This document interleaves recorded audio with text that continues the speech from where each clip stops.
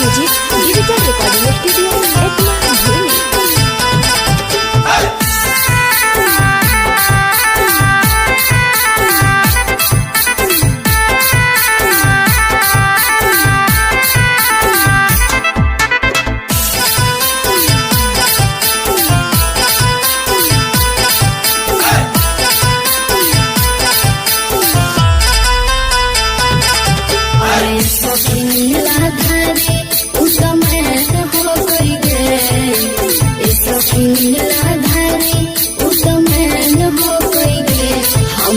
भरवा भी माया रमी के